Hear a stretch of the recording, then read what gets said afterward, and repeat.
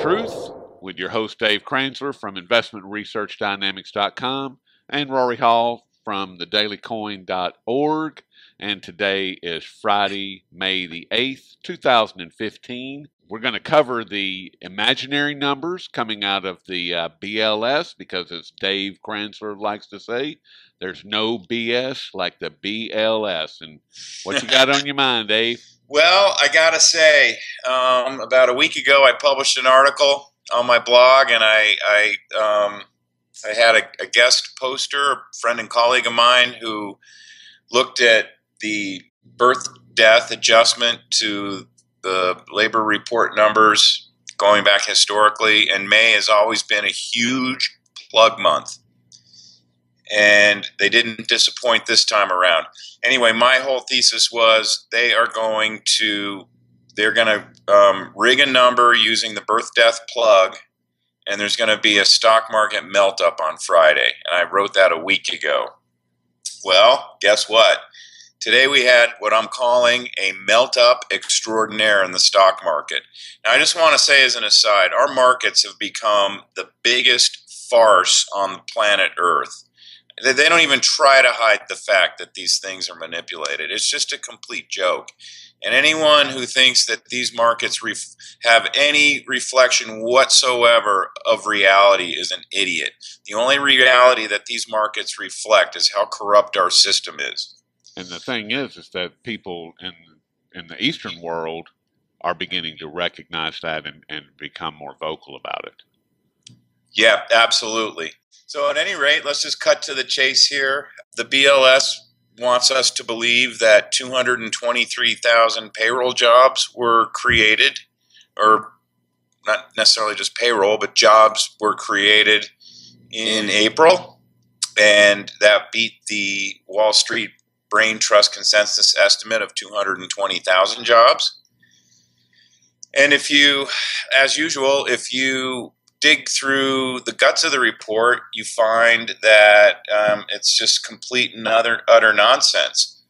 The birth-death model plug number added 213,000 what I call fairy tale jobs. And just to review really quickly, the idea behind the birth-death model is that new business creation creates jobs, businesses going out of business subtract jobs, and so they estimate the number of new businesses that were started in a month and the number of new businesses that went out of business in a month. And I mean, it's just ridiculous. I mean, it's our economy is not there's not a lot of new businesses starting up in our economy. Our economy is falling off a cliff. But even the BLS will admit, and you can probably find it buried somewhere on their website because that's where I've found it in the past, that in a declining economy, either growth is slowing or it's in contraction, the birth-death model is not accurate. It's not a good estimate of business formation versus business death. So this number is basically just a plug number.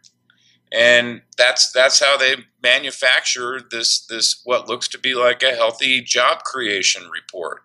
If you subtract the 213,000 out of the 223, it's not quite that arithmetic. There's I used to know a little bit about how they did it, but it basically, I mean, you can basically say in general that the 223,000 jobs that they say were created were padded roughly by 213,000 fairy tale birth-death model jobs.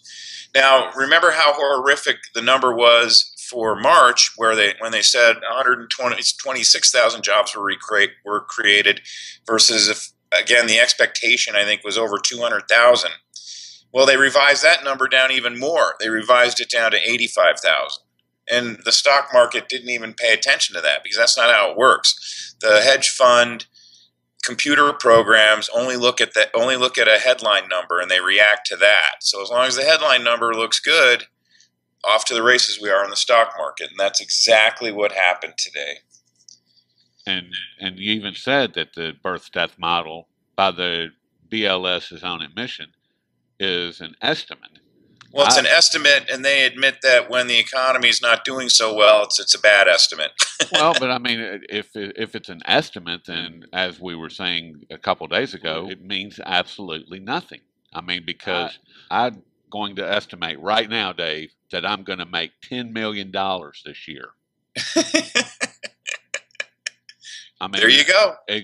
And what's the difference? You could go to work for the BLS. There is absolutely no difference.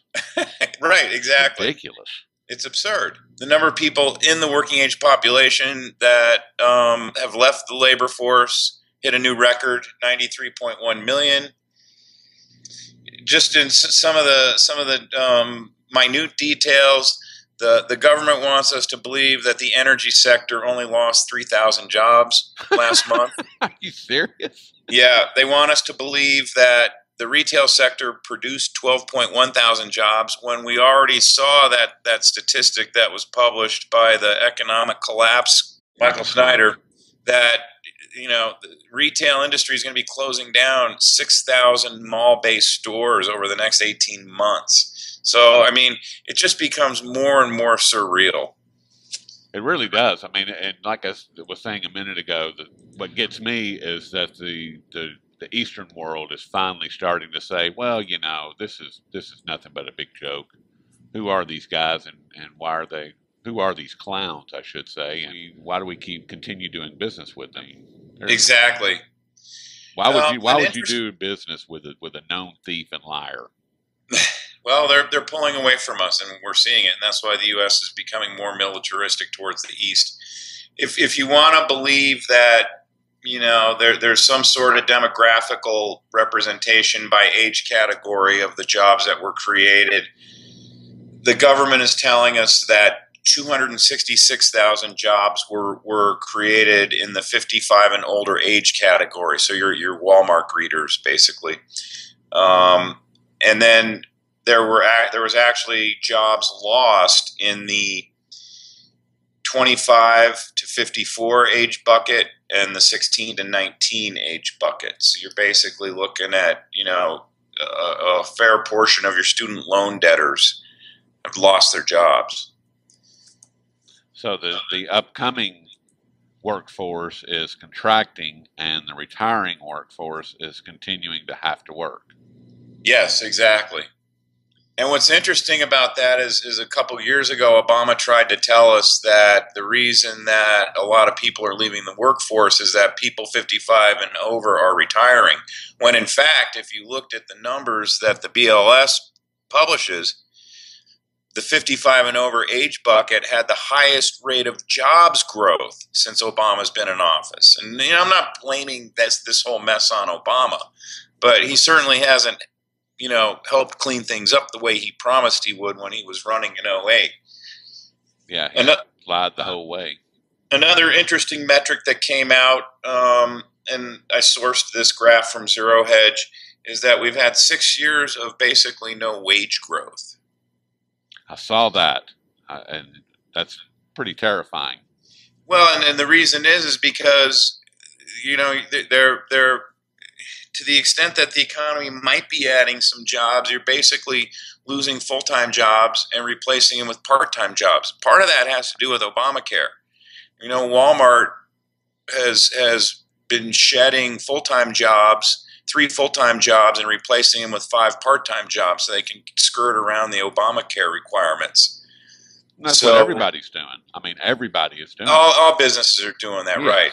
That's right. And so you're not going to, even if there was organic jobs growth in our system, and there isn't, but even if there was, you're not going to get there. You're getting lower quality jobs and on balance lower paying jobs, and benefits are being stripped away. So fewer offering. I mean, nobody's hiring. I mean, because like we pointed out, yesterday, or I'm sorry, on the 6th, finished goods not being shipped out, and the raw materials to create the finished goods not being shipped in. There's nothing being manufactured. The inventories are, which shows, in my opinion, it shows that the inventory stock room is full, and nothing is moving off the shelf. This is a retail-based economy, and it's 70% of our entire GDP.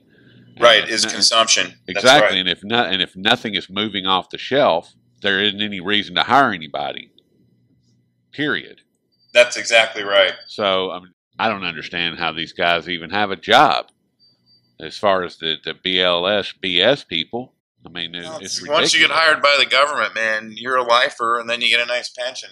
Yeah, you and I, the people that still have a job, we are allowed to pay for their salary. Isn't that exactly nice? Now, I just want to point out one thing really quickly here. It's sort of only tangentially related to the jobs report, but the price of lumber has been absolutely crashing, and it was down another close to 4% today.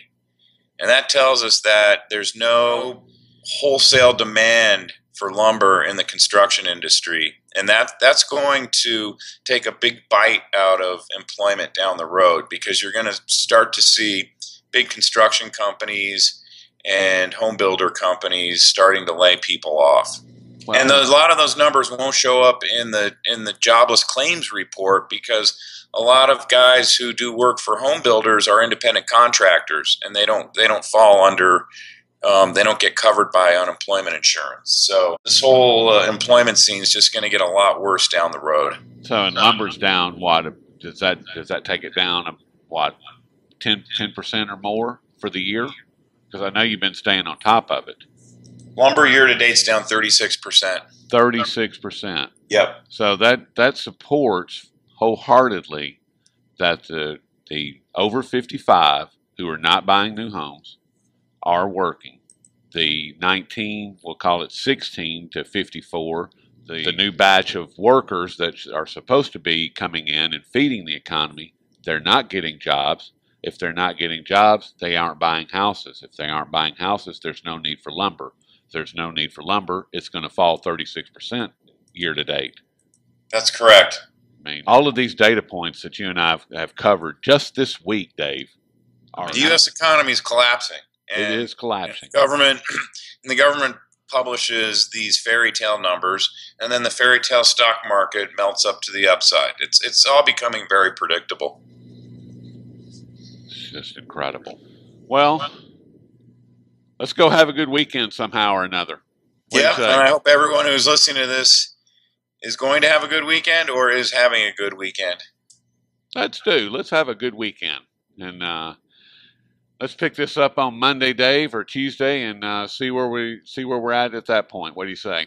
That sounds great. I think we got a good interview coming out this weekend.